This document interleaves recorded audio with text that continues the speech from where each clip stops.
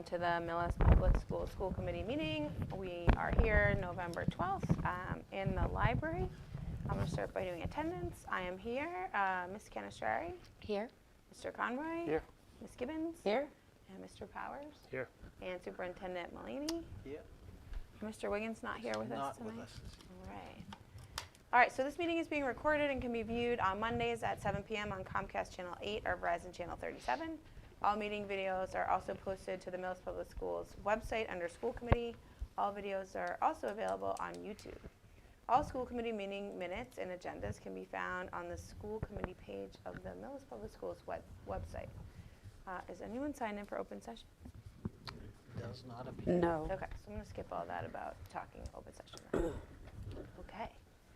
We can start with our student rep. If you want to pop on up here.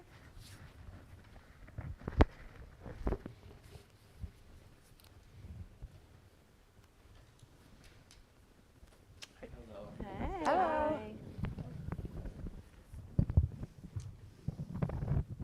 So I'm Nicholas Roy, and I'm the sophomore student rep, and I'm going to be talking to you guys about things that are going on in the high school and what's coming up.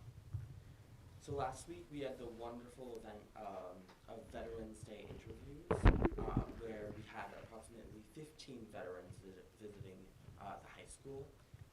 The veterans included Brutus Cantareggi, John Sussman, Brooks Johnson, Ryan Cassavan, Jessica Kovitz, Dan Kovitz, Mike Long, Larry McCarter, Mike Lightman, Connor Stevens, Bob Yeager, and Jack Martin, Jeff Sisto, Sean Nicknith, and Joe Hershey.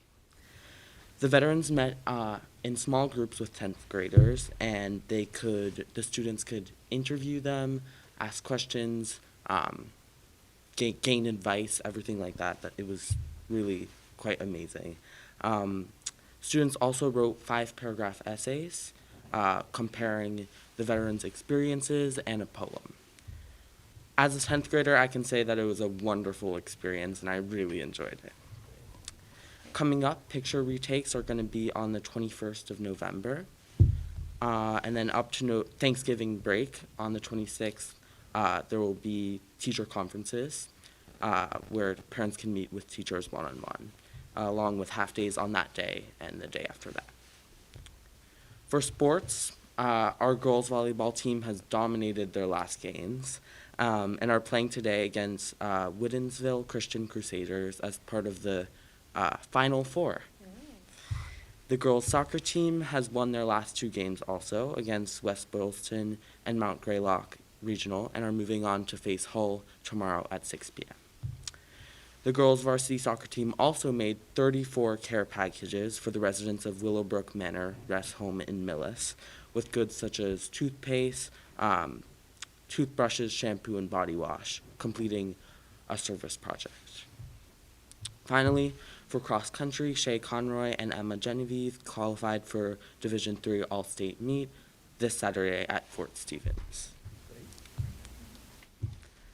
For clubs, our high school chemistry club is hosting 3rd graders to the high school, where they're running through hands-on experiences. Really cool. The high school marching band performed at Monday's Veterans Day performance. On the 15th of November, the chorus is singing God Bless America at a Providence Bruins game. And finally, the drama club will be presenting their show, Pygmalion, on November 22nd and 23rd at 7 p.m. Thank you. Thank you so much. Thanks so much.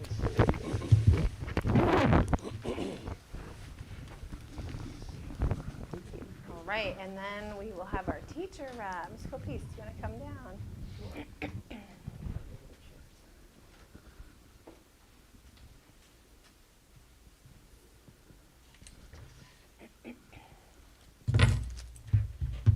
Good evening. Alrighty. So, continuing with the Veterans Day announcements, the 1st grade immersion class observed Veterans Day with a visit from a parent and a grandparent. So the father is Air Force and the grandfather was U.S. Navy. So the students got to hear stories from these veterans, and then they presented the veterans with posters which were then to be brought to the Army base that the dad now works at. The class also serenaded the family, Grandma came too, with America the Beautiful and a selection of songs in Spanish. Also in Spanish immersion, these students are excited about their upcoming field trip to the Regal Bellingham Movie Theater to watch Moana 2 on Tuesday, December 3rd. Transportation and tickets have generously been sponsored by the Home and School Association. So they will be watching the film in Spanish, and they're excited by the film's themes of community, connection, and the importance of supporting one another, and these align with the PBIS values at CFB. On November 7th, to follow up on what Nicholas said, Mr. Claus wanted to report that the students were super excited to visit my classroom, where they had mind-blowing experiments that impacted, were all about the impacts of weather, which is kind of funny, because usually when we do these lessons, we've had rain. So this year we had to talk about how back in the distance of their little third grade minds, remember when it used to rain? And they talked about how long ago it was in their little third grade minds that it had rained. It was kind of cute to hear them talk about that. But if anybody gets a chance, you should check out the video that Senor Collazo posted on his website. If you ever get it, if anyone's had their students come through him, the videos he posts are absolutely fabulous. Like, he does a really nice job of giving us snippets into what's happening in the classrooms. And on the fourth grade went on a field trip to the Patriots Hall of Fame for a STEM project. They got to get on the field, enjoy a movie on the history of the Patriots, and spend some time in the Hall of Fame. And apparently they had a delicious lunch at Red Robin as well. So, I mean, what's a trip It was there a highlight. I can tell you all the places I ate on my field trips in elementary school. I can't necessarily tell you where the field trips were to, so I get that. In the middle school, Term 1 grades are closing on November 22nd, and report cards will be released after Thanksgiving. And a group of 22 student leaders will travel to Bridgewater State's Massachusetts Aggression Reduction Center on November 22nd for peer leadership training. They're super proud of our nominated students who will represent our community by living these core values when they come back, and they're currently doing it as well. In the 6th grade, the ELA has been working on explaining via essays what it means to have the character of being a survivor. And in social studies, they've been looking at how human groups migrated from Africa to other continents. And they'll be looking at the Paleolithic cognitive revolution next, and how cave art illustrates the changes that took place over that time. So that actually sounds really kind of interesting. Sometimes I wish I could just go to all the classes, now that I'm old enough to appreciate everything. 7th grade Spanish is working on explaining positions of objects and properly using prepositions. And math is building scale drawings in 7th grade. In 8th grade, the students are preparing for their student-led conferences by reflecting on their Term 1 assignments, and they are simultaneously filling their annual 45 Thanksgiving boxes for members of the community through the food pantry. And in ELA, they are wrapping up their historical fiction literature circles and creating their own interactive slide presentations. And of course, the grade 8 students sort of had a wonderful civics opportunity last week as they explored, the most recent election and reflecting on the Electoral College maps and all that that entails. And let's see, Nicholas hit on almost everything we've done in the high school. I would just be remiss if I didn't point out the wonderful PD day that we had last Tuesday, which was organized by Mr. Camere, all around AI. And so it was really nice to bring all of sort of the different levels of the school building together. The general education teachers got a really nice look at the tools that are available for us to improve our practice, as well as the tools that we should be helping our students understand how to use so that they can be more informed digital citizens as they head out into the world. So thank you for that really great day. I've heard nothing but positive feedback about the whole day. So it was really, really well worth it for us. And I'm happy to report we did actually manage to make maple syrup and maple sugar crystals. They're sitting in the hood in my classroom right now if you get bored and you want to take a break and take a look at them.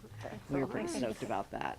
Nicholas didn't want to mention it. He thought it was a little self-aggrandizing. But, I did feel like it one-upped the marigold dye, so it was pretty exciting. Any other questions about what's going on that you are curious about? I don't think so. Alrighty then, enjoy. Thank you. All right, we have one action item on our list to approve our minutes from our last meeting on the 29th. Madam Chair, She finished. I make a motion to approve the October 29th meeting minutes. Second. It's been moved and seconded. Further discussion? All in favor? Aye. Aye. Motion carries unanimously. All right, we're going to move into our time and learning. Do you guys want to like rock, paper, scissors to see who goes first, or? I think Oh, okay. You can go first.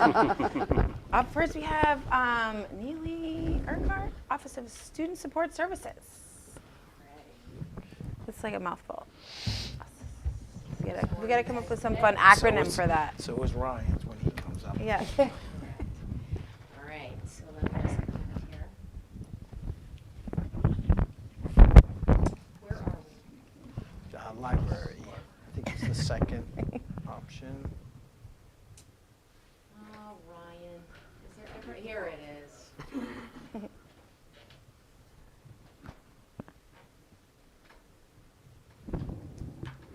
4624.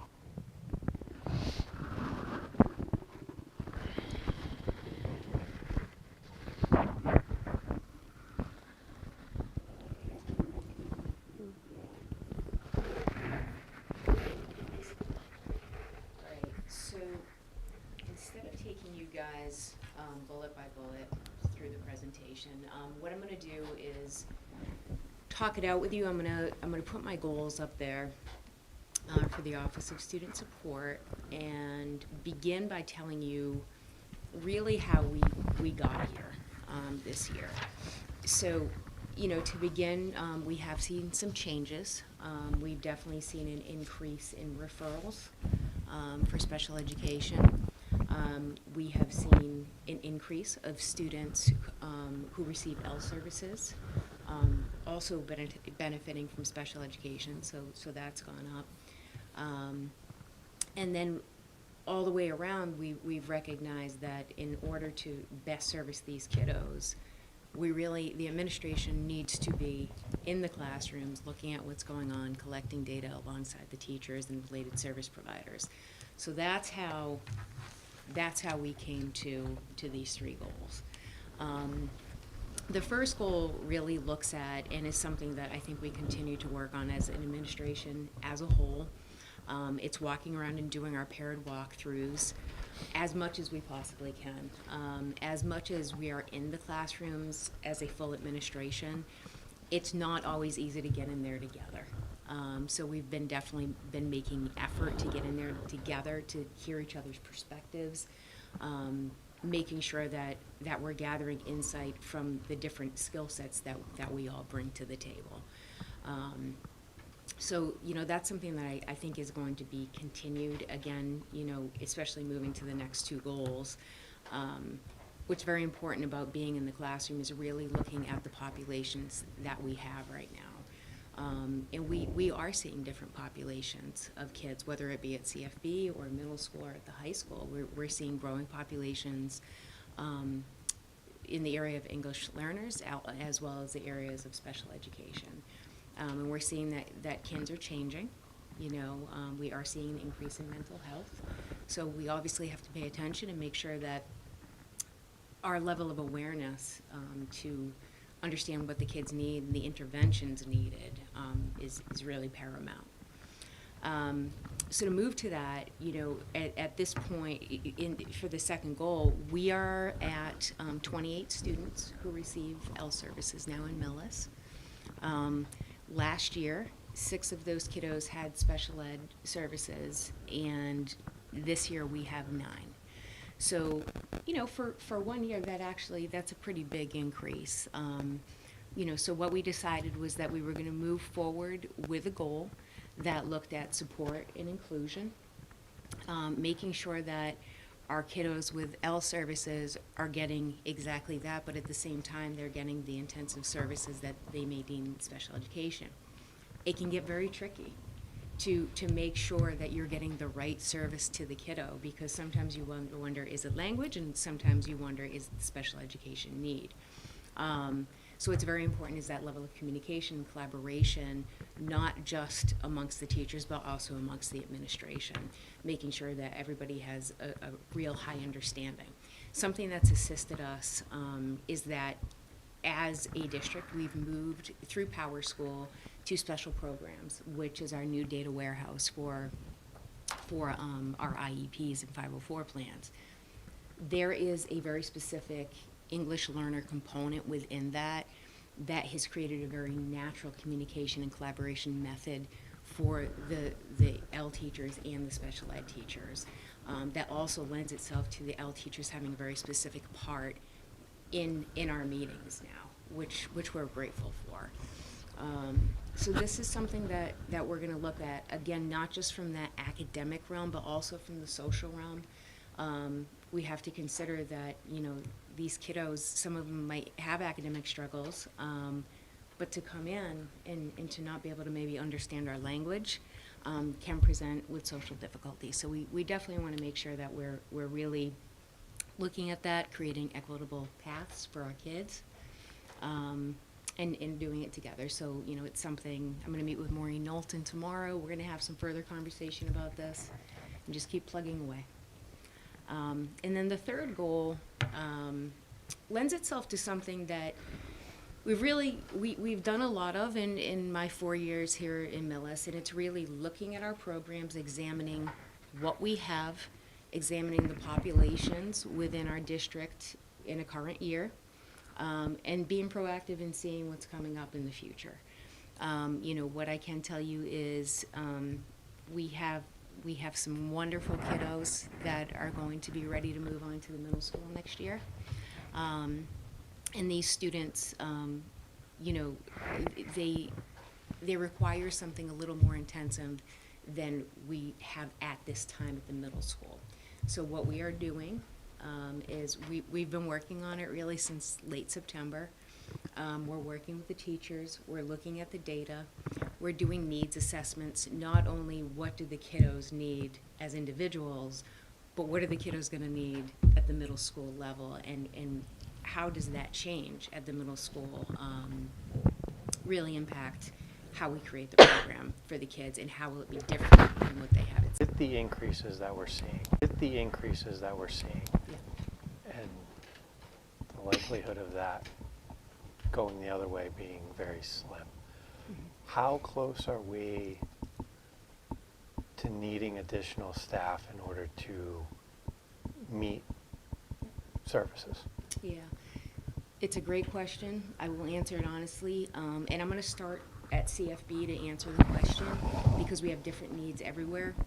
At CFB, we currently have 13 kids in our program that caters to social emotional needs. So it's called our Foundations 1 program.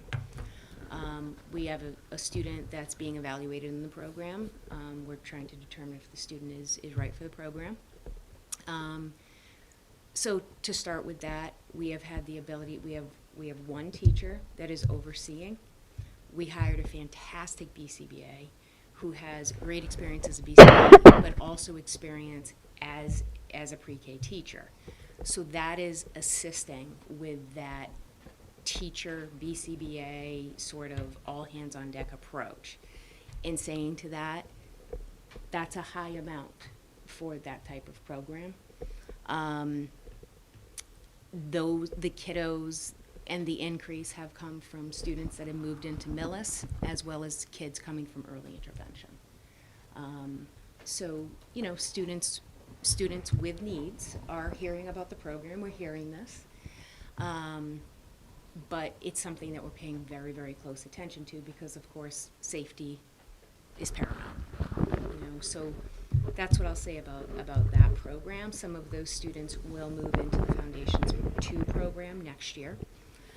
As I mentioned, there are going to be kids that are moving to the middle school program. I think our middle school right now, is we have 3 very specific populations of students that require assistance. We have our social emotional program that is called the SELF program. We have a more academically based pull-out, or actually flexible inclusion pull-out program called the Academic Center, and then we're going to have or need more of an intensive program. We're working as a staff together to figure out how we are going to maneuver around that at this time, key term, at this time, it seems like there's a bit of a plan. What I always say to you guys is, if we have more students move in, we are going to have a problem, you know, because we have to be responsible within getting that curriculum across. Our high school program is very appropriately working with numbers that allow the students to get the individualized needs met, small groups, through inclusion, through pull-out, and through more of a social emotional model. And then our TIES program has good amounts of students, and it's appropriate to learning. So that is sort of the breakdown. You know, what I will tell you for referrals, I have some numbers here. There's been a pretty significant increase. It doesn't seem like it's a significant increase, but when you look at the trends from last year to this year, we're up 11 referrals for kiddos for special education. 11's a lot, you know, when you're looking from, you know, August 28th to now. You know, what we're looking at is, you know, some pretty heavy parent referrals coming from CFB, some pretty typical parent referrals coming from the middle school, high school. We see an increased amount of child study team referrals coming from the middle school and the high school. I will say I think a little of that impact may be students that are on the cusp of needing a social emotional program, and they're somewhere in the middle. So we continue to look at that. In all honesty, there has been a little impact, you know, from not having the bridge program at the high school. We're seeing it, you know, and we're working through it, and we're utilizing all hands on deck to help the kids. So, you know, to answer your question, right now, the way we create the programs, if we're creative, we can do it responsibly. But that's today, you know. So, one thing, you know, but it also means we're leveraging the BCBA that we hired for at least some portion of their time, not doing the job we. Well, Like, not that she's not, but we were looking. We know we need 1.0 BCBA at Clyde Brown. Anytime that person is helping in a classroom and not doing, that means that they're not able to focus on what we intended them to be able to focus on.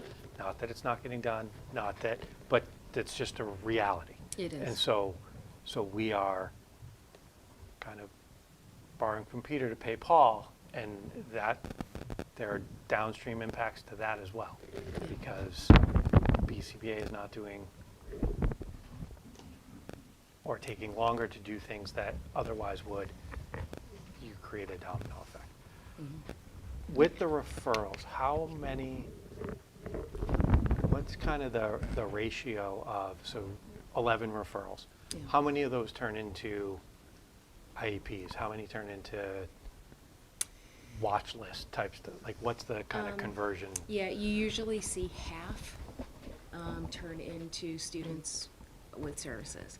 What I will say is we are seeing some impact at this point from, I know, you know, we keep talking about COVID, but especially 4th graders, 5th graders, we're starting to see reading impact. That's very legitimate. Our 5th grade right now is very heavy, and there's a lot of need. So what we've done with that is we continue to reconfigure the schedule, and we sort of abandoned the concept of, you know, you do 1st grade, you do 2nd grade, you do 3rd grade. That's, yes, people have assignments on paper, but now the way we're looking at it is everybody is a special education teacher. Everybody is a paraprofessional, everybody is an RBT, everybody is an administrator. because again, all hands on deck approach. That's another area that's gonna be difficult. This year, it's very, very hard, and we keep reinventing the wheel to try to assist the kids and try to make it as comfortable as possible. It's next year going into 6th grade that I'm extremely concerned about that grade, because it's so heavy. And my fear is that the kiddos are gonna keep qualifying, because there wasn't the level of reading instruction that other kids were getting, prior to COVID and after COVID. So we're monitoring it closely. We're to the point, the monthly meetings that we had, they're weekly meetings now. We're meeting all the time, looking at these things and analyzing our data. And I'm keeping Bob up to date on a weekly basis. Yeah, So- those who were in 1st grade then, the 5th graders. Yep, that's the big reading there. Mhm. And that's a group that we talked about last time with the MCAS. It's a high Yep. IEP concentration and a high EL concentration, so, It is. um, It is. there's a lot of need there. There is. I can't give enough credit to our teachers. They are working so hard. They really, really are. And I think that Foundations one, in my mind, and Yeah. please correct me if I'm, Sure. I think that's probably the program that's closest to the tipping point. If Yep. you have a few move-ins or something like that, I- that's my sense. I'd say one more student, we're tipping. Because, we've got to start determining that value of, we have so many kids with intensive needs that need the support. And when kiddos need the support, we have to give the individualized support or, the 1 to 2 support. But, what we've started talking about is that concept of, okay, how can we think differently in the way of, are there kids that would benefit from another teacher and don't need as much of that individualized support? So if we didn't have, 3 to 4 RBTs, is there a way we could get another teacher? Again, right now, we have a group of very, very young kids who are just gaining foundation skills. So it's a tough year for that. And the tough part about that room and the age is, Mhm. just in terms of new kids, 2.9. So you don't know where those kids are. And that's the thing. Like, Yep. that's the, so it's Mhm. not like, oh, we've got 3 kids coming up Right. next Yeah. year. It's Yeah. literally, Someone All of a shows sudden. up. somebody shows up because their kid has developmental needs, Yeah. and you don't know, the school doesn't know that until they turn 2.9 and the doctor sends them in. So it's literally every day. It is, and again, we've had a lot of students move in to Millis that are benefiting from our IEP services. But at the same time, those are kids that were unexpected. Happy to have them, of course, but unexpected. So, now we're maneuvering. But yeah, I think the hot spots, Bob, if I could just, Foundations 1 is a hot spot. I've used the term red flag with you guys before, and I'm gonna use Foundations 1 as a red flag. I think at the middle school level, I think within the next 2 months or so, we have some kids that could be moving towards our self program, and that could start tipping a little. And then bridge. It's more of the students, the general education students, who aren't safeguarded by the IEP yet, or may not be safeguarded by an IEP, and we're benefiting from bridge. Those are the 3 biggest areas right now. How close are we to having to consider sending kids out of district that we historically would not have needed to, Yep. because we just don't, maybe it's the heaviest hitters, but Yep. it's one thing when you've got 2 heavy hitters and 3 slightly less. Mhm. Now, if you've got 2 heavy hitters and 5 slightly less, we reach that it's Yeah. that tipping point of, I think we're coming close, and I'll tell you where I think we're coming close. The way things have gone, our academic center at CFB is still intact, and it's still being utilized for exactly what it is, which is a program that focuses on students that have language-based disabilities. But instead of having the traditional, we're doing it as more of a co-teaching. And, you know, I think my fear is, we're not dealing with it yet, but my fear is, and the danger that can come in programs like that, is that they become too much of a melting pot. That we have too many populations that look different within one program. And again, we're not there yet, but, you know, I worry about that. That's one of those things I think about. So I think we're coming close. I definitely do. You know, and, you know, I will say too, in Millis, what's hard is that we're small. So we don't just pay attention to the academic, we pay attention to the social emotional, we pay attention to the behavioral too. So we've got to make sure that we have peer populations for all the kids when we're creating programs. If you don't have a peer population and you have one or two kids who need something, you know, we've got to consider, can we fully educate the whole child? You know, and that's where that whole out-of-district conversation comes through too. So.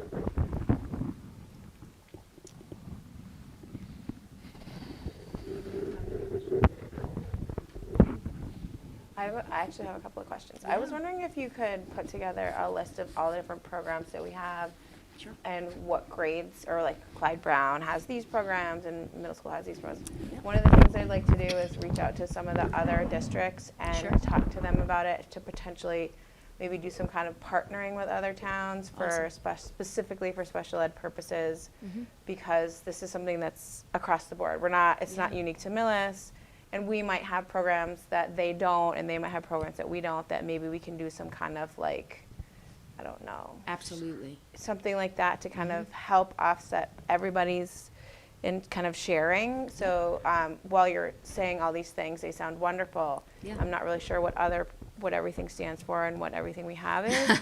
And so I'd like Sure. to, again, reach out to some other towns to see, like I know we've had people come in for ties from other towns. Yes. Which is good for them and it's good for us. And then we've sent kids to we did that Medfield, we shared the Medfield Right, that was the teacher. predecessor to Yeah.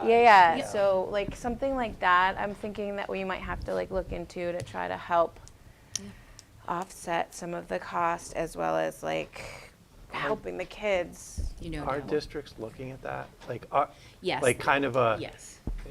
like, okay, I don't know you what the right guys word is handle, for that. you guys handle this specialty basically. and Like you we already take- have that program in place. Or even to the point of small schools, but you get like, and I don't know what all of them are, but say Millis focuses on autism and somebody else focuses on something else, where it's, you almost build a full, because we can't, none of these program for any one thing. We have to Right. figure out what services we can provide that are probably general but can touch a little bit of everything, whereas the concept would be like, all right, we hire a staff that just deals with this, you know, and then another school hires one, and basically the kids go to whichever one is the appropriate thing. Yeah, that's what I was thinking. I'm thinking like we can look and see what we have first and say like, this is what we're doing. We'll take the kids for this program that we already have. Oh, you have that program. Yeah. Could we like, I don't know. And that's No, what it- some of the collaboratives. Yeah. That's Right. kind of the role of Yeah. collaboratives, which are less expensive in tuition than a private special ed school. Right, we'll make our own little collaboratives. Exactly. And what I'll do, I'll send you the names of everything, and then I'll send you the descriptions of the programs Awesome. and like that. Yeah, I'll send all the updated for this year. And, you know, we do that as directors. Let's say we have a student that requires something that we may not have, or we don't have a peer population or whatnot. We'll talk, you know, we'll say, okay, you know, we have a student that has this profile. Is this something you could assist us with? How many kids do you have in this program? You know, what are those kids working on and what is their profile? Yeah, I think, you know, a lot of us are small around here. And it is a different and good way of thinking about it. So we'll create our But you own guys are little- already doing that. It sounds like you're already doing So it. we do it. I think a lot of it is we all sort of sometimes run into the same problem, you Yeah, know, sure. where like our ties program is very strong. I think a lot of our programs are strong. I don't think it's the issue of strength. It's the issue of how many kids are available in Millis to access. Right, it's the Yeah. cohort. It's the Well, cohort. right. Cohort of kids. You know, Right. um, But if we like look at like, Yeah. let's say there's 4 surrounding towns, Mhm. and we all have these. Absolutely. I don't know. No, Would you're I'm just trying to absolutely think out correct. loud. Would it be possible to have like a, numbers are all, nothing has to be exact, right? But like a, Sure. like a sort of a cap and how many students like we sort of can serve in the programs yeah, that's a versus good how many idea. we have, just Yeah. to, you know, and of course it's all like everything's Yeah. a little bit inexact, but like if we, you know, if we have, say, you know, we have 4 students that are currently in something, but we could really serve 7 without adding any, I understand without what you're adding saying. any staff, you know, just to, Yeah, so just sort to see what kind of room we might have in Yeah. some place versus Yeah. other places where we either, like, we have one student who Yep. who could benefit from a program and we don't have, then that's, Sure. yeah. Yep. I can absolutely provide you guys with some things. Do you all want that, or am I just sending everything to? You can send it to me. You can and send it share to- with yeah, Frank, send yeah. it. That'd be great. Yep, I can do that. I loved hearing that you're changing the programming to fit student needs in the different building. That's fantastic, and obviously we should be doing that. I'm just wondering what you think, in your like personal/professional opinion, why there are more kids on IEPs than. Do you think it's all pandemic related? I'm just curious. Like, I don't know the answer. I'm seeing that in my district too, but like, We talked I about don't this know. last year, actually. I know, think right? we've talked about this every year. Right, because like the kids in yeah. like kindergarten, 1st, 2nd, and 3rd grade, like they were in preschool during the pandemic, right? So it's really like from 4th grade potentially on, Pete's- because those were in school. Pete's So I'm just in- curious. Pete's in 1st grade, though. It's my son Sure. at CFB, and it seems like his grade has a high number, a very, very high number of kids with needs across the spectrum. So even though preschool wasn't a requirement, I don't know if what was happening in the nuclear family inside the homes during COVID Yeah. is reflecting versus them not being in, you know, 1st grade learning to read and all of that thing. But I've been in his classroom and from kindergarten and 1st grade, and it's like an explosion of needs, high intense need. Yeah. So Yeah, I don't know. I'm just That's- curious. Yeah, and it's not just us. Yeah, no, Yeah, I'm not yeah. saying that it is. Right, I'm just right, like, Everywhere. Yeah. It's across the nation. Yeah, yeah, yeah. You know, I think things that do lend themselves, I think COVID, we know that from a social and academic standpoint, it impacted kids. And we know from a language standpoint, we're definitely seeing an increase with the language piece, speech and language, not just articulation, but understanding and output, receptive language sort of stuff. The other thing is social media. I think, you know, I'm not sure kids are reading as much. I think that's impacting. I think environmentally, I think, you know, diet can be impacting kids. But there's been a blast. And where I think we used to see trends with different disabilities over the years. I remember, you know, there was the ADHD sort of quote unquote trend. Then came, you know, we saw the autism spectrum disorder trend. It's outside of that now. now we're seeing all the way around disabilities, increase in mental health. I am seeing, for the first time in my career, I'm seeing mental health embedded into every single disability. So it's not just academic anymore at all. Most of the kids who have some sort of academic difficulty may have anxiety paired with it, depression paired with it, something within that realm. And how much of that is also just the overall heightened awareness and emphasis on Yep. mental health? And Mhm. kind of like, to your point, when it was the ADHD, Yep. and then the autism spectrum, and then the spectrum just kept growing. Mhm. So Yeah. you got placed in different awareness or Mhm. attentiveness to it Yep. that is being identified or examined earlier than may have been examined 10 years ago, 15 years ago. Yep. So now you're kind of, You're pulling it out. right, Yeah. where it wouldn't have been. Mhm. And so now, Mhm. yes, if you ask, yes, there's going to be a higher propensity of people. Yep.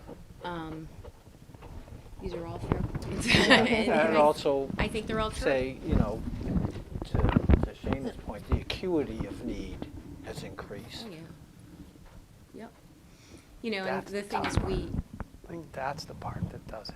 Yeah. Like the acute, like the point, like the ADHD, the autism just became a bigger spectrum, but the acuity of it didn't ever spike. It was just kind of, Yeah. This is what I will say, to speak to that point. The diagnosis is important, right? But at the end of the day, we cater to the needs of the kids, okay? Regardless of the diagnosis, we need to educate the kids. And that's, I think, where we have seen it just at a rate of speed that is different than anything we've ever seen. We're seeing the impact of the diagnosis moving quicker and quicker and quicker, and we keep trying to get ahead of it and ahead of it and ahead of it. And that's where professional development and all of those things are so important. But yeah, this is real. This is real. No doubt. I know I answered your question like a Yeah. bunch of Yeah, different no, ways, you're good, but you're it's good, one you're of good. those things. I think Yeah, it's a I don't know what the multitude- answer is. I was it's a just multitude curious of what things. your thoughts are. Yeah. Yeah. So many things. All right. Does anyone else have any? I would just like to say, this is a tough report to hear, but Yeah. also I'd like to, commend the staff, both special ed and general ed, working with these kids with these needs we're seeing. People working very hard and very solution-oriented and very committed. So, thank you to you and your Yeah. staff. And to just top off that, and there's a lot of love from the teachers, much because love. I being in my son's class where there seems to be, and I've seen all the other teachers where there seems to just be this intense high need, there is a lot of love from the teachers going towards these children.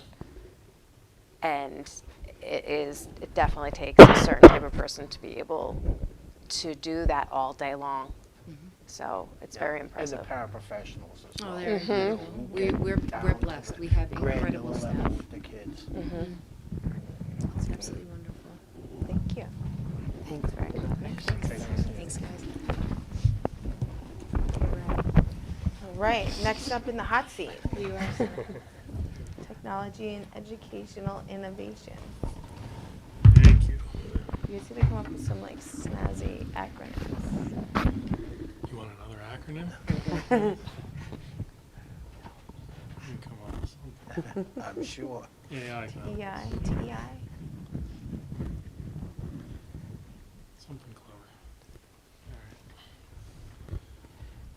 Thanks for having technically me. Ryan is the DDLIET, Director of Digital Learning and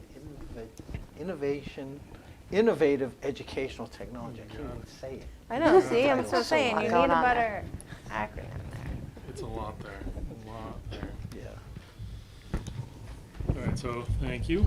I'm going to try to give just an update on kind of like where we are now on a couple different fronts, some of the projects that we've recently been involved with, our goals, and then kind of where we're looking to go and think about kind of down the road. So the team remains the same small team with myself, Don Terrell, the network manager, Chad Liberty, our data specialist and IT support person, Dave, our lead technician, AV, and Darius with the mobile device. So small team, but efficient, and we have our hands in kind of all sorts of things. So recently, and I probably talked about this as what was coming up last year, you know, we started with the previous summer with updating our access points. This past summer, fall, we upgraded all our network switches, so we're going to upgrade that infrastructure to make sure kind of everyone's connected. All our network switches have been replaced with 20 new ones. They're all in the building, and the final configurations right now are taking place to make sure everything's kind of working as it is. As soon as that's complete, we are going to start to wrap up our server upgrade. So right now we have new servers in the data center upstairs. They're waiting for this network switch project to finish, and then we're going to begin migrating over all our virtual servers into that new server system. And the great thing with the new server system is it's kind of built upon the idea of AI. Where a lot of the systems currently that are in place in schools and that people are offering, they basically take their existing kind of product and just put AI on top of it, where what we took is, it's called scale computing, and they built it around the idea of AI, and it's called Mist AI. Helps you manage the entire network, takes in the switches, APs, all sorts of other different equipment, lets you do a lot of analysis pretty quickly, and just makes managing the whole system pretty easy. So that will be happening very soon. But everything is up and running, including the servers. They're just waiting for the migration to happen. On our hardware and software end, faculty and staff still have the MacBooks, and we do projection via the Apple TV. Students K1 have iPads still.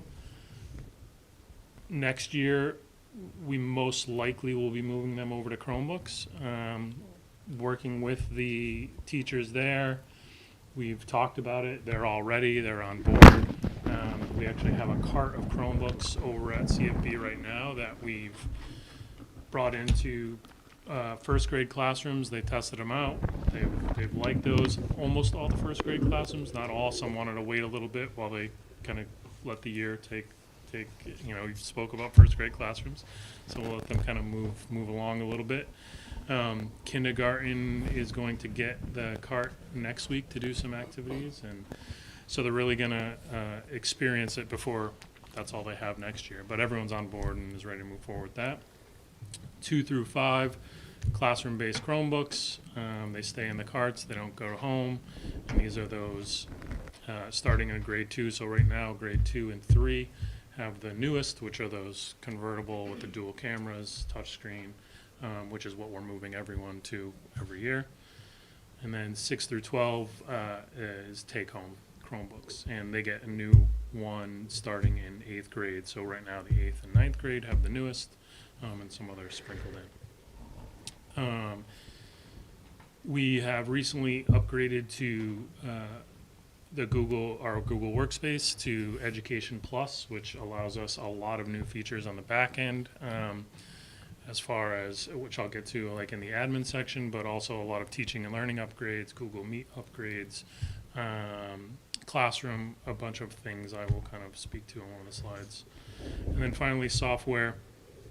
We look at every year, we have a big list of kind of what the teachers use, what we pay for, what's free, and we take into account kind of all the activity there for year to year. Some of the pay that we lost this year was Seesaw. We went down to the free version, and we also went down to the free version, I believe, of Pear Deck this year. Do I go? Yeah, okay. We're coming to the end of our cybersecurity grant, kind of toward the December, January area, where it's the phishing training, it's the kind of modules that all the teachers participate in, and you know, things like phishing, clickbait, just threat simulations. Participation's been pretty well. We're below kind of the industry average in terms of what we're clicking on, so which is good. So for education, I think the industry average is like 8% or 9% of clicks, and we're at like 4.5%. So it's pretty good. And the ones that they're clicking are tough ones that we present them, and they're very timely in terms of what the content looks like. So we're doing well, and I get a lot of emails. Is this legit? Is this legit? So it's definitely working. We'll probably be applying for this again to keep these trainings moving forward. We recently signed an agreement with Aptigee, which will update our website and communication platform. So it'll take the place of our current website as well as School Messenger to blast out our messages. It'll all be integrated with our SIS. It's new, it's fresh, it's kind of current. There will be a Millis Public Schools app associated that's part of it. It's going to allow users like principals, really anyone we desire, coaches, to be able to contribute to the website and update content, whereas it's not going to say rely on just Dave or a few of us. People can actually contribute to the content, but we're not going to just allow anyone to throw anything up there. It goes through an approval process, so they'll be able to submit, we'll be able to see what it looks like, and then with whoever those approvers are can just set it, and then the site is live. So it could be classroom teachers, coaches, administrators, counselors, anything like that. We're currently kind of soliciting some feedback from different stakeholders, teachers, administrators, some, I think, parent councils have been reached out to see kind of some of the things that they would like to see in a website, provided some different mock-ups of what these could look like. So that's ongoing right now and will happen sometime before probably July, if not right around July. I was wondering if we could give you some input. Yes, because I for sure. find that anytime I go to the site, I can't find what I'm looking for. Mm-hmm. That's why we're doing this. Yeah. It's- Totally. you're I absolutely can't right. find It's anything. It's not intuitive. No, it's so and, hard. And this app that you also, you can do it on your, if you've ever tried to do our website. no, on No, the it's phone, it's very Have difficult. to do I end up just like Google, like typically I need to like email the teachers, and it's like that's not under the parent information, so I have to go find, click on all the different links to find the teacher directory. That's something, and also nowhere can I find the hours of the schools. People are like, "What time does school start?" I'm like, "I don't know." 24/7. The bus picks up at 8, so I don't know what that means for the school start. So I have no idea what time school starts and ends. I know when the bus leaves, but nowhere can you find that on the website for any of the schools. I'm just saying, those are the things that I Google because I can't figure it out. All many reasons why we're doing this. for Our sure. policies Yeah. section. Oh, and the policy section needs to get updated too, and we can talk about that Yep. offline. So any and all feedback I will take. I can Okay. actually send some of those mock-ups too to Yes. look at, and you can check some of those. But like the school committee page needs to get fixed too, Mhm. and maybe we can chat about that Yes. offline. Yep, for sure. Yep. So this is an exciting one, so it'll be good to do this. So this was for me, kind of one of the most excited about was our ability to upgrade to this because it addresses so many different things on our IT back end, but most importantly the students and the teachers in class, like upgrades within Google Classroom, many different applications now can be integrated right within when you create assignments. They don't have to log out or log into anything else. The assignments are just pulled right into Classroom. There's the ability for, there's something called Read Along now that can be used K to 12, but for young readers, it's an application built within Google Classroom where you can assign books based on Lexile, grade level. It will listen to the student, provide live real-time feedback while they read. About their pronunciation, word choice, all that stuff, and the teachers can get immediate feedback as well, and that's called Read Along. It's built right in. An unlimited number of originality reports, which is your plagiarism checker, not AI checker, plagiarism checker, right? Two completely different things. And with this upgrade too, it also checks, if Susie's in class and submits this unbelievable research paper and is like, oh, that looks familiar, because her older brother Bobby submitted it 5 years ago, it checks for that as well. Teachers always like to see that, and that's unlimited within Classroom.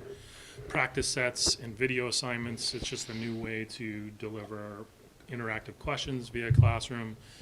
The video assignments, if you know Edpuzzle, it's like Google's version of that. So this will probably replace Edpuzzle because it can take that.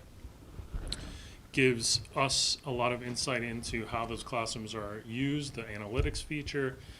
There's the ability now for visits to Classroom where we can allow, say, the administrators or anyone access to whatever classroom where they can kind of take a peek at the different assignments and different usage in the class, whereas before you had to add them as a co-teacher and then they can go in and only see certain things, but now it's just you can kind of oversee a classroom.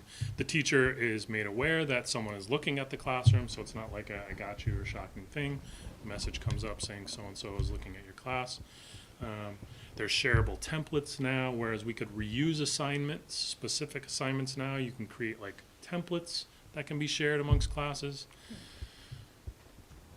We haven't implemented this yet because I want to work through it, because I know when I initially implemented it in Medway, there were some things we wanted to work out first, but a roster and grade sync via Google Classroom and PowerSchool. So it's huge for those teachers that do a lot of grading in Classroom, whereas now they would have to grade in Classroom, give the grades, then they got to go to PowerSchool, put their grades there. This will just a one and done kind of situation. So they partnered with PowerSchool? They did. So this is brand new, just a month and a half ago. Oh, I need to Used to be tell only my like district Infinite to do Campus this. and Aspen and things like that. Do you have PowerSchool? Yes. I teach in Needham. Yeah. So we do Okay. PowerSchool and Google, all the things. So I'm Yes. like, what do you we have need to have get? Education Plus, and I don't know. I don't know. if I don't think Needham they has do. it. Yeah. Not yet. Yeah. That's Mark. We have 'cause- something new about that? I know, right? Yeah. I know. I gotta talk to Mark. That's Mark. Yeah, Mark besides. Yeah, I gotta talk. Yeah, I don't. But yes, they just did partner with PowerSchool. So it allows you to roster all your classes too, which I don't think I would allow us to do, because creating the classes is very simple. And I Yeah. think roster kind of pigeonholes you into having to do it that way, whereas some teachers do classrooms a little bit differently. So rostering is easy, but it's that grade sync, which I think is going to be a game changer for some teachers. I just want to make sure it works correctly before we do it. But that was a feature that got added. Oh, Millis will be the guinea pig. We'll see how that works. Yeah. The leader. I'm looking. We The like to leader. say Sorry, leader. the leader. Yeah, or maybe I'll talk. I'm Maybe very Mark. excited. Maybe you guys do have, and I can talk to Mark. And you I'm guys can very do it. excited about this for you. I'm so excited for your teachers. Yeah, I don't it's know nice. if you use it. Use. Classroom. Yeah, Google. yeah, and PowerSchool. Yeah, So yeah. I'm not sure. I'm in Dedham. And you're in I'm Dedham? in Dedham, So yeah. with Don. So you guys have Plus, Oh. I believe. Yeah. I think you guys I believe do. you. You could be a leader too. I could be. Um, Yeah. The guy who took 7 years out of the classroom and just came back. I got a little catch up to do.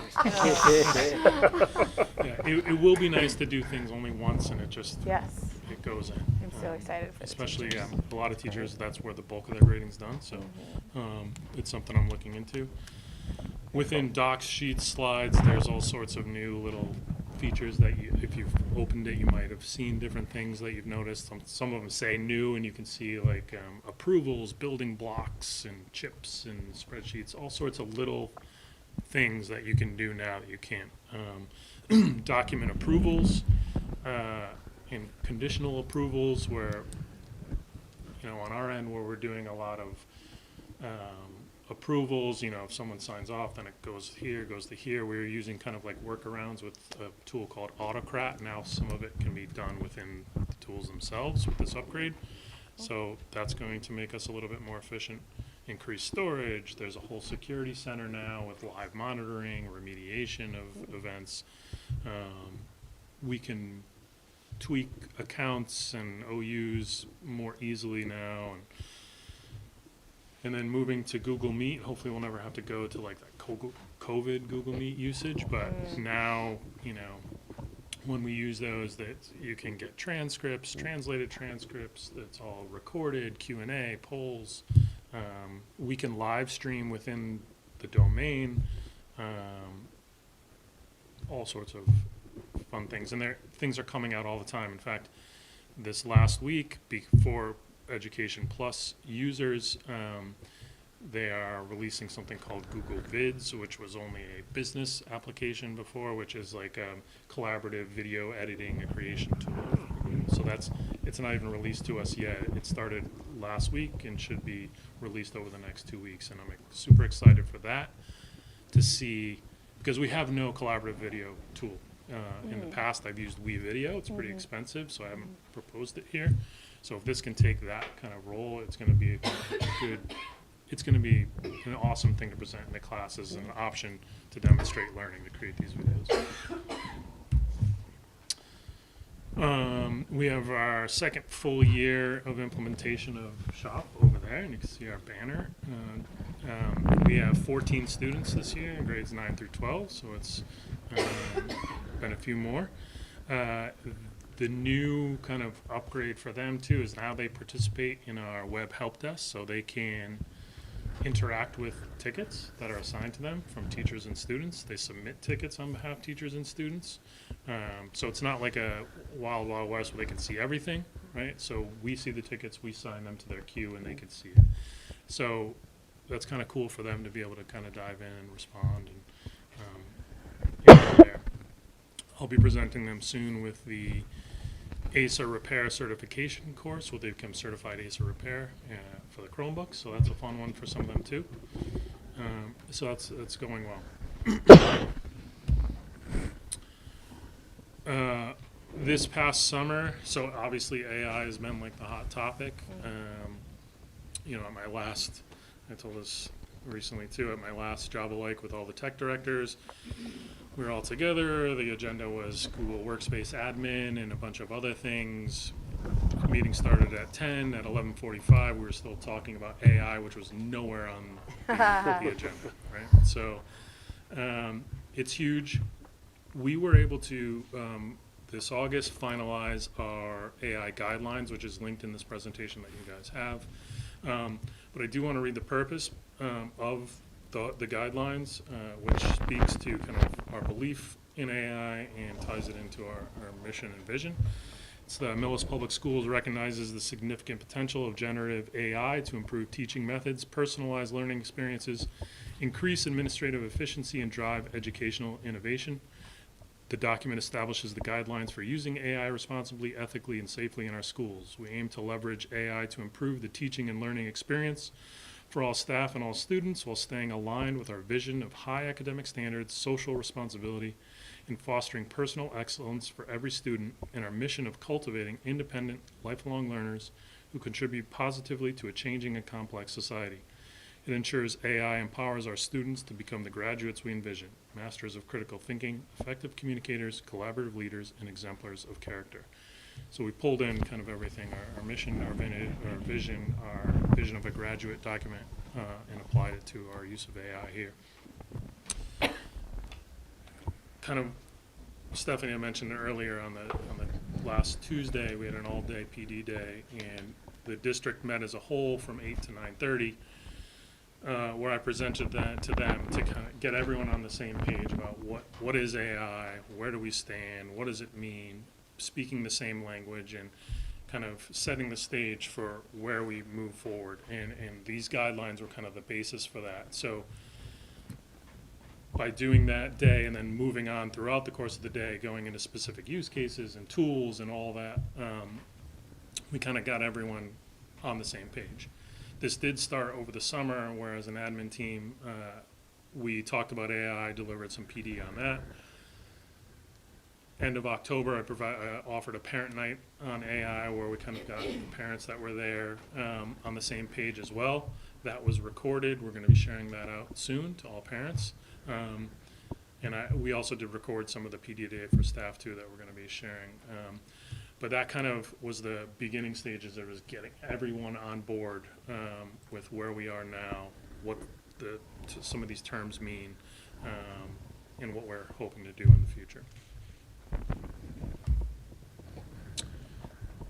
So, before I talk to the goals too, for this year, our future kind of considerations and things we're actually thinking about now is continuing to develop our incident response plan.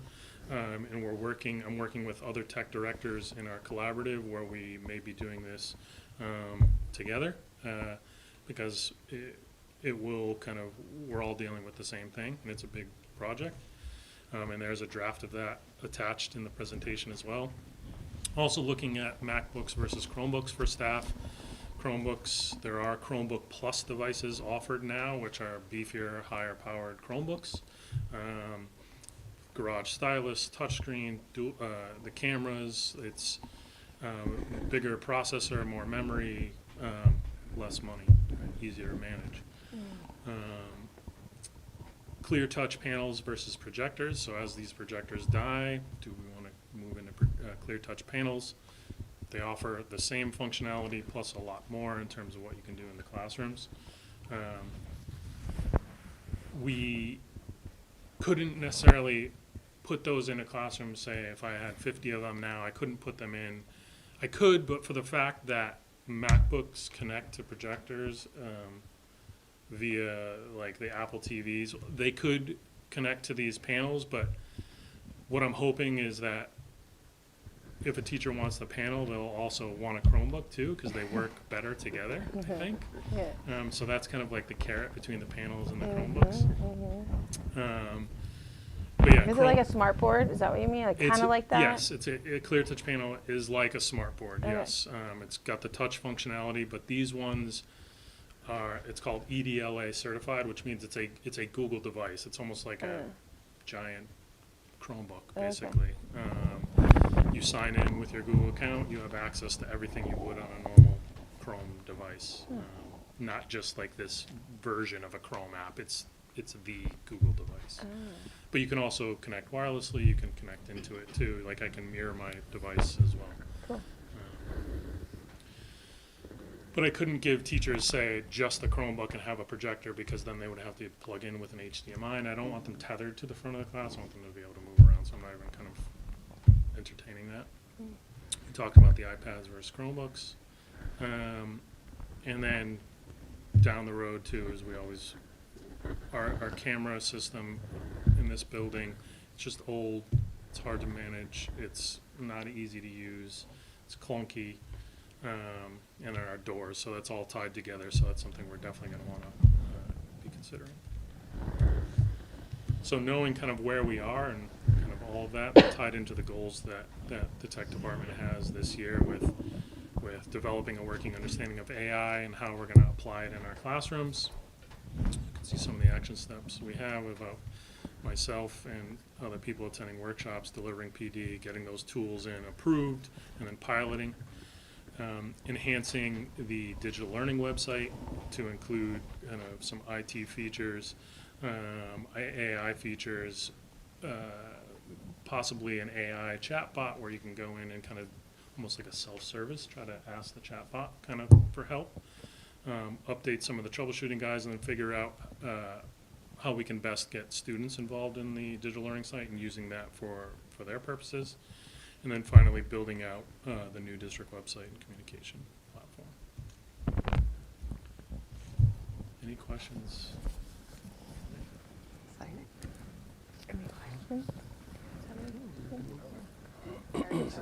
Yes, a lot going on. Very A good. lot going on. And again, kudos to Ryan and Dave and the staff for staying out in front of this train. It's always coming. Yep. Yeah, it's Yep. going 100 miles an hour. Yep, Absolutely. excellent. Thank you so much. Thanks Thank so you. much. Thank you. Feel free to send along that website stuff for the school I'm gonna committee. do it right now. We'll give you some feedback. All right, let's see what we got now. We are gonna move on. That was great. Thank you both for coming and sharing. The MSBA update. Last Wednesday, there was a meeting at the school. Wasn't it last Yes. Wednesday? Yep. 2 Wednesdays ago? I don't know. It's been like 2 Wednesdays Wasn't ago. last Wednesday. There was a meeting in the Oh, right, auditorium. Right. The community forum. The community forum. Yeah. The design team and the building committee just kind of went through some of the updated plans. Since last spring, when we kind of had our preferred option, the design team was tasked with going back and looking at things that might be scaled down. So, you know, that we have another community forum coming up the 21st. That's going to be online. A message was sent out on our listserv today. It's on our website. Information on that. And Denise and Mark. No, that's pretty much where it is. What? That's pretty much where it is. We're Okay. doing a couple of forums and Yeah. then The next one is the 21st of 21st November. November at Okay. 7 o'clock, and it's virtual. Next week. virtual. Next week Right, virtual. next Thursday. Okay, And cool. it's a Google Meet, and the link went out today, and Alright. there are flyers, and there's flyer on the town website, so folks can access it Perfect. through the Google Meet. We have an override update. The override did not pass. It failed by 1,680 votes. So we are still down 16 teachers. So we'll kind of see what that brings for the next year or two and what we might need to do for that. One of the things that did pass is the MCAS ballot question. Yes. Do you want to speak to that, Yes, Mr. I have Mulaney? some information on that, Mhm. and that's a question that, there's still a lot to be answered about this. Mhm. We had a meeting with the commissioner, a virtual meeting with the commissioner the acting commissioner of education today, and information will be coming. We didn't have a lot of information right now, but essentially, just so people know, Not that they didn't have time. Yeah. Not that they didn't have No time to time. plan alternatives, whether it passed or didn't pass. Right, Mhm. right. Mhm. But essentially, you know, I hope people don't think that vote meant there is no more MCAS, because there is. Students are still required by federal and state regulations to take MCAS. What question 2 did was it removed, or it will remove on December 5th, the requirement that the 10th grade MCAS test be passed in order to graduate. So students will still be taking the 10th grade MCAS as well as the MCAS in grades 3 through 8. So MCAS is still out there. The graduation requirement is what the question addressed. Prior to this vote, to graduate in Massachusetts, you had to get a competency determination from the state, or a CD, and that competency determination was achieved by passing MCAS. Now that MCAS has been eliminated as a graduation requirement, the state is going to have to come up with a process by which local communities determine what qualifies as a CD in their district. So, you know, Sorry. it could be, you know, a number of classes and units and things like that. Unfunded Um, activities. but it's, It's even unfunded. People or we're just going to make our requirements this because then we don't have to work that hard and the kids can do it pretty easily and not.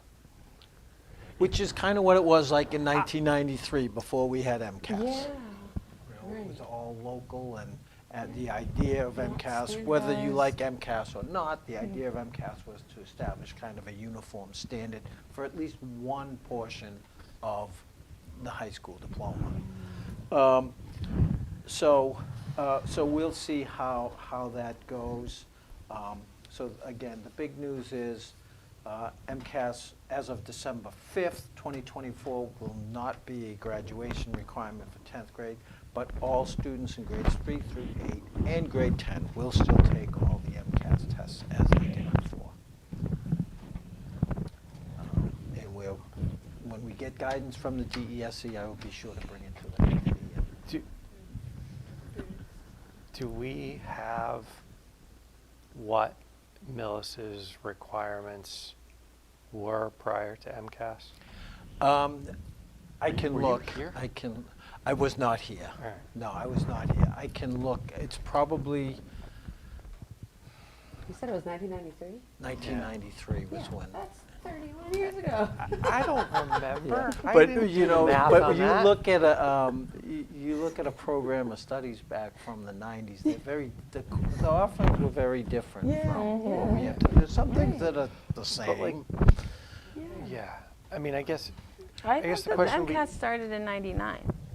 Well, the law was passed in '93, and then eventually it moved up and became the standard for graduation. It was before '99.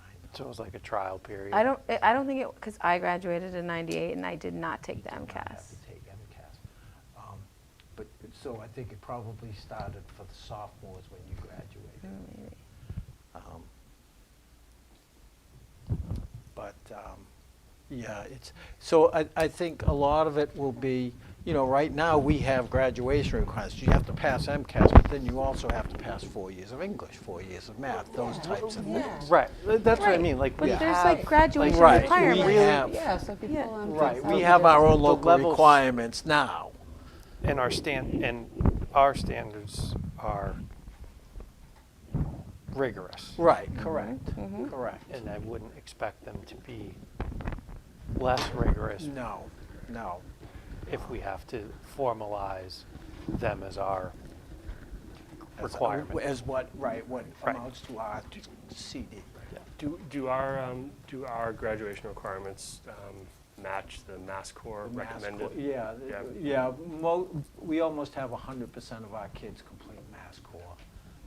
So, and that's something that's been floated as a possible thing the state might come out with and Because say. there's nothing barring the state from having a statewide graduation requirement. It just can't be MCAS. Right. So there's still like, There's still a There's still a lot There's a of- lot of question out there. yeah. And, you know, Meanwhile, we have kids graduating in June. So, right, right. and next June. And there's still Well, gonna but the kids be- that graduate in June, it would have been their 10th grade score, so Right, it doesn't there's- matter for the next. Well, except unless there was If- unless there are if there's a students kid who that haven't didn't who haven't pass. Oh, who haven't passed. I see what you mean. Yeah, yeah. Yeah. So, and there's still, like, we have retests, we had them last week and this week. Yeah, we're in going on now. English and math. Mhm. And the Department of Education is still encouraging students to take those tests. And also, things like the Adams Scholarship and things like that will still exist. Mm. You know, so there are, They might need to up what the Adams Scholarship is worth to get kids to buy into taking it. If it's not a graduation requirement. yeah. So I mean, a lot of questions out there. And, you know, no answers right now. But it's only been a week since it Right. passed. So. What else you got for your superintendent Okay, report there, then Mr. Murray? Enrollment numbers, Clyde Brown, we're up to 601, that's 2 up from October. Middle school's at 268, up 1 from October. The high school's 293, up 2. Ties is 6 students, and out of district is 22, and that's up 1 student. So we have 1,194 total students in the district. And just a note that we have a student in TIES who's tuitioned in, so that student is counted by me as our TIES population. Sure. But if you add everything up, would come up at 1,195. We're really at 1,194 by the way the state measures our enrollment numbers, because that student's tuitioned in. And just some perspective, with our choice kids, we have 18 choice kids at Clyde Brown, 14 at Millis Middle, and 18 at the high school, for a total of 52. Last year at this time, we had 62. So, we don't have as many choice students this year. Is there ever any, I don't know, exit interview, for lack of a better phrase, like, of determining why a family opts out, like leaves the choice program? Yeah, Do we- oftentimes, so for this year, what happened was we graduated a lot of choice kids last year. Right, gotcha. And, kindergarten class, we don't have as many as we graduated for the 12th grade. We also have, I think last month or in September, we were at 53, but a kid who was choice moved into Millis. So, yeah, That's what I was wondering. So we do, historically, we don't lose a lot of choice kids. Right. Like, once they come, they usually stay. Yeah. But this year's numbers are, we did have a large graduating class in '24. Gotcha. For the kids that decide to choice out of Millis or go to private school, do we do kind of an exit interview with them to understand their decision process? We haven't recently. We've done it with Tri-County families. We really haven't done it with private schools, but it's something we could definitely look into, because now, we have some of the schools like Severian and some of the other schools the kids are, private schools the kids are going into. They've opened lower schools, so sometimes it's, 7th graders, 8th graders, where it used to be just high school kids. But It would be, I think, a good idea to start tracking that so that we have some sort of data to say if we start seeing an increase due to the fact that we've had to take away a lot of offerings yeah. to help tell a story, Mhm. even if it's down to if these schools are offering the lower grades, even if they're coming out of Clyde Brown and going to those schools, it would be great. Anybody who's choicing out of Millis, basically. Right.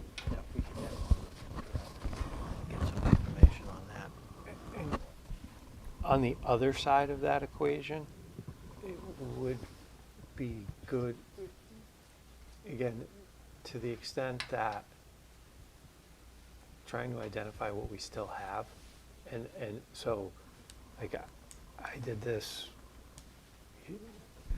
Thank you. six or some odd years ago, like, actually took our course listing and And compared it with. and I pulled course listings I remember to that.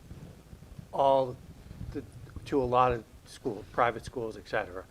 And at the time, the only school private, and I was looking at private schools like Severian, Montrose, all those schools. The only school that actually had significantly more offerings than Millis was Bishop Fian, and it was all centered around the arts. It was all drama and like creative arts, but core kind of academic availability, in terms of science APs, history AP, all those things, we had as many as all those other schools did. And what we're doing is focusing on trying to communicate that to parents in 6th, 7th, and 8th grade. And yes, that's come down in the last year and a half, but my guess is it's not, we're still on par. You know, and getting, so as much as identifying why, but also going back at before it starts to be like, Demonstrating what Right. we offer. right, Yeah, you know, that makes- the that makes phrase I used back then was like recruiting our own kids, recruiting our own families to stay because they were getting recruited. You know, Tri-County was recruiting kids, like all those they're recruiting kids to come out for various reasons. And there is still very good reasons to stay here. We just might have to compete a little bit to make people aware of it. So.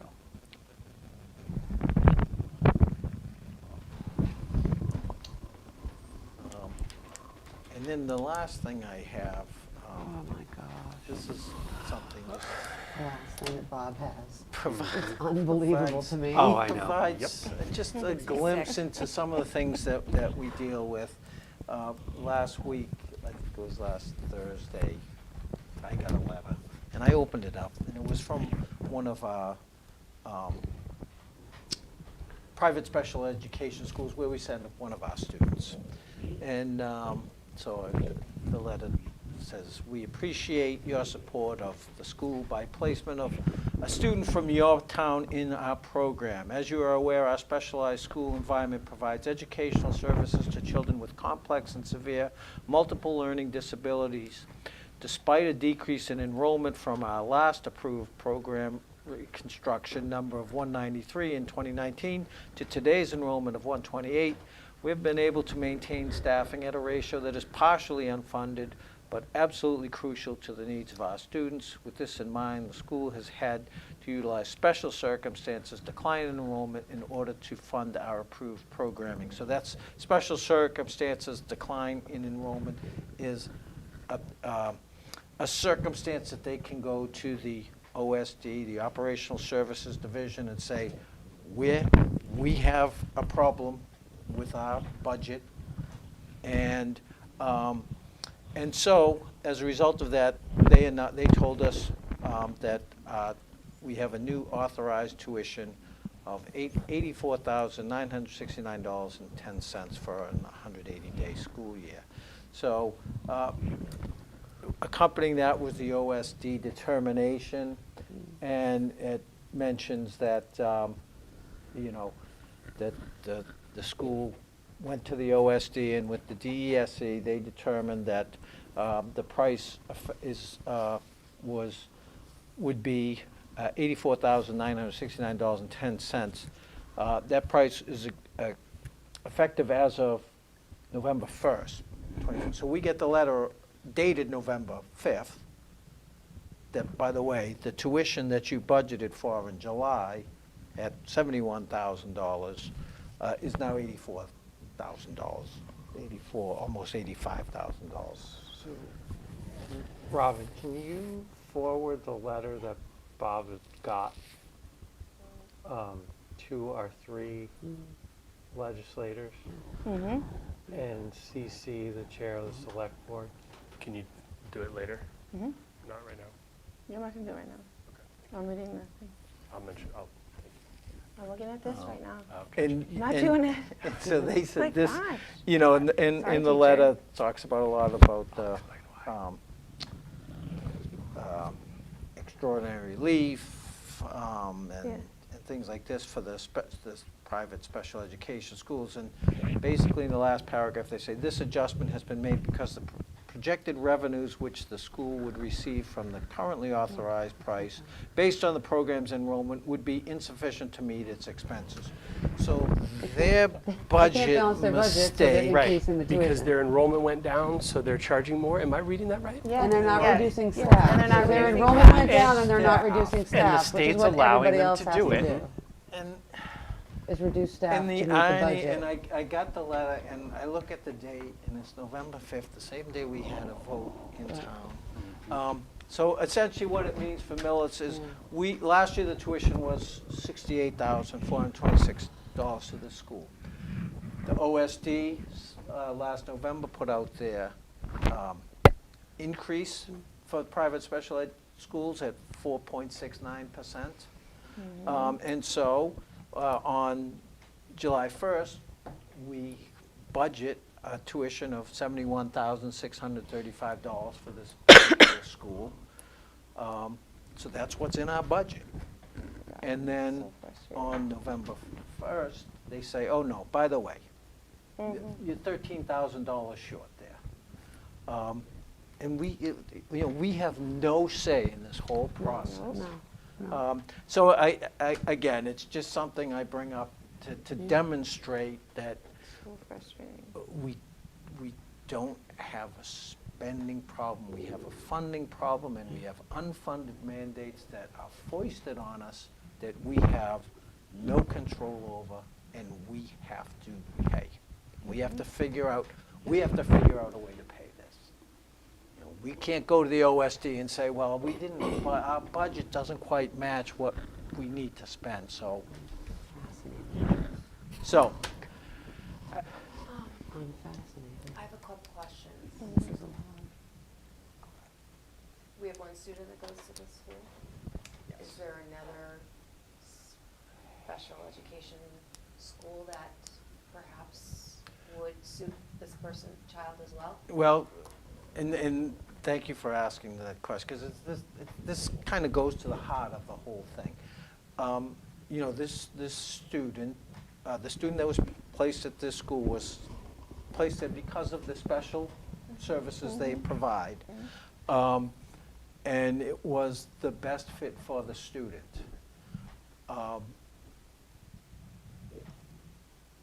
We can't just move the student to another school.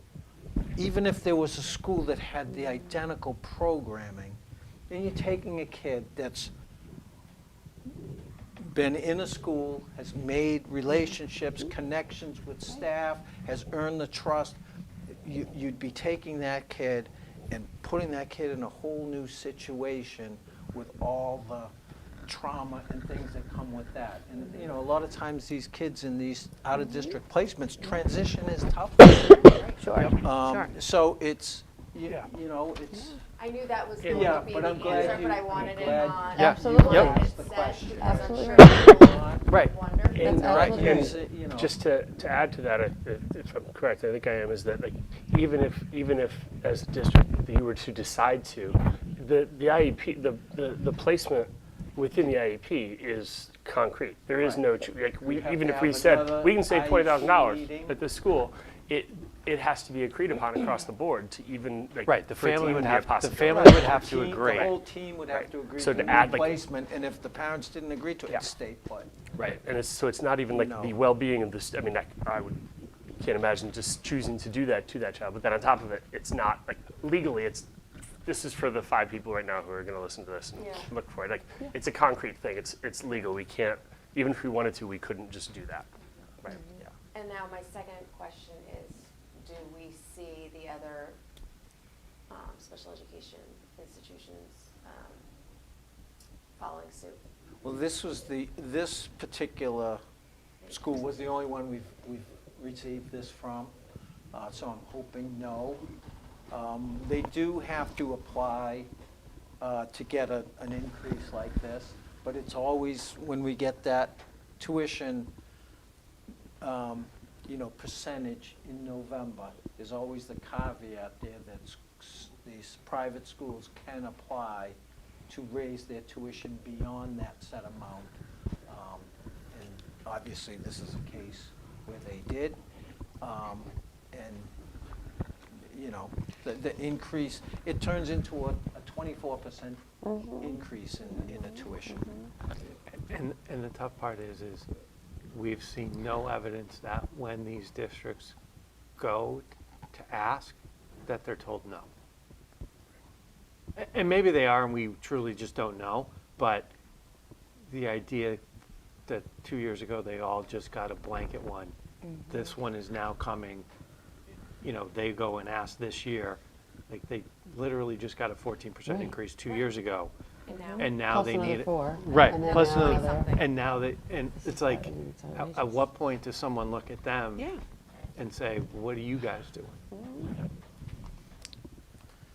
But again, the state doesn't have to worry about it because they're not paying the bill. So I didn't want to ruin people's night, but that's, you know, kind of the things we deal with, and you know, as the committee is aware.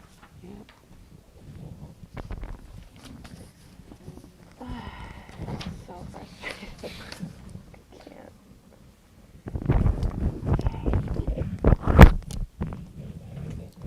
Well, on that bright note, Invite that me high to any note. of your holiday parties.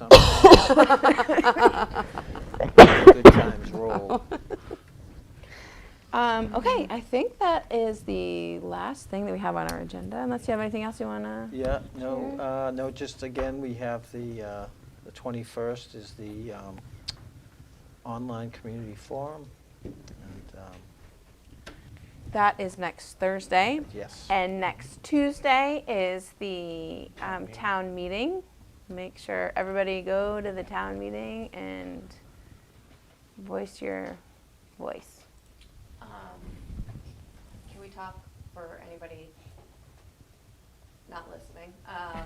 How the special, will that still happen, this special? The special election. So last I heard, they can't cancel it. It has to be opened. And then And either the close. moderator or the chair of the finance committee can just stipulate that, given the fact that the override failed, there is no, the article is moot, and not vote it and immediately close it. Do we have to be there for that? Are we there for that? We're there for the town It's meeting the- anyway. So It's at We- the very beginning of town Yeah, it's meeting, the so. There was a meeting today, just kind of going over the logistics of the town meeting, and it sounded from that meeting that it'll be open and closed very quickly. Okay. And then they'll just begin with the Regular traditional town meeting Fall part, town yeah. meeting. Can't wait to hear all the cheering. Everyone should have got the thing in the mail today with all the different warrants. Oh, yeah, Yeah, I think there are 19 warrants. Oh. I Yeah. believe. Cool. All right, well, it doesn't look like we have executive session, so I'll take a motion to it. Sure. Mr. Conway. Make a motion to adjourn. Second. It's been moved and seconded. All in favor? Aye. Aye. Aye. Motion carries. We will see everybody at town meeting next week, and after that, we're meeting on the 26th.